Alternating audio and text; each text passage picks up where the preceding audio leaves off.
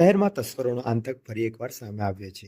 વાજવા ગામના ગાંધી રોડ વિસ્તારમાં મધરાત્રિના સમયે અજાણ્યા તસ્કરો એકસાથે 5 દુકાનોને નિશાન બનાવી ચોરીની ઘટનાને અંજામ આપ્યો હતો. આ ઘટનાથી સ્થાનિક વેપારીઓમાં ભયનો માહોલ ફેલાયો છે. મળતી માહિતી મુજબ ચોરોએ દુકાનના શટર ઊંચા કરીને અંદર પ્રવેશ કર્યો હતો અને આશરે ₹18,000ની રોકડ રકમ સાથે મરચું મસાલા સહિતનો માલ ચોરી કરી ફરાર થઈ ગયા હતા. સમગ્ર ઘટના નજીકમાં લાગેલા સીસીટીવી કેમેરામાં કેદ થઈ ગઈ છે, જેના આધારે પોલીસે તસ્કરોની ઓળખ મેળવવાના પ્રયાસો શરૂ કર્યા છે. ઘટનાની જાણ થતાં વેપારીઓ મોટી સંખ્યામાં એકત્ર થયા હતા અને વિસ્તારમાં સતત વધી રહેલી ચોરીની ઘટનાઓને લઈને ચિંતા વ્યક્ત કરી હતી. વેપારીઓએ આરોપ લગાવ્યો હતો કે વિસ્તારમાં નિયમિત પોલીસ પેટ્રોલિંગ થતું નથી, જેના કારણે તસ્કરોને મોકળું મળતું રહે છે. આ અંગે વેપારીઓ દ્વારા પોલીસ સ્ટેશનમાં ફરિયાદ નોંધાવવામાં આવી છે. પોલીસે કેસ નોંધી તસ્કરોને ઝડપી પાડવા માટે તપાસનો દોર તેજ કર્યો છે. શહેરમાં વધતી ચોરીની ઘટનાઓને પગલે કાયદો અને વ્યવસ્થા અંગે પ્રશ્નો ઊભા થઈ રહ્યા છે. રાત્રે 2:30 વાગ્યાની આજુબાજુ હોમગાર્ડમાંથી ફોન આવ્યો હતો કે તમારી દુકાનના શટર ખુલ્લા છે.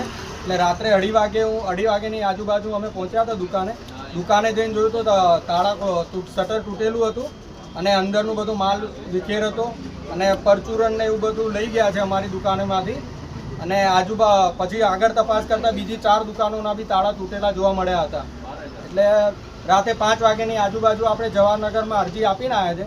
એટલે પીઆઈ દેસાઈ સાહેબને આપણે કહેવાનું કે વહેલી તકે આ ચોરોને પકડે અને જે કંઈ બી સજાની જોગવાઈ હોય એ ચોરોને કરે.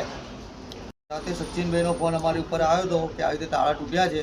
તો અમે પહોંચ્યા તો બીજી પણ દુકાનોના તાળા તૂટ્યા હતા અને બધો માલ વેરવિખેર કર્યો છે અને એમાં મસાલાની બરણીઓને બધું ગયું છે. બીજું તો હજુ જોઈશું એટલે ચેક કરીએ એટલે ખબર પડે. અમને સચિનભાઈનો ફોન આવ્યો કે તમારી દુકાનના તાળા તૂટ્યા છે.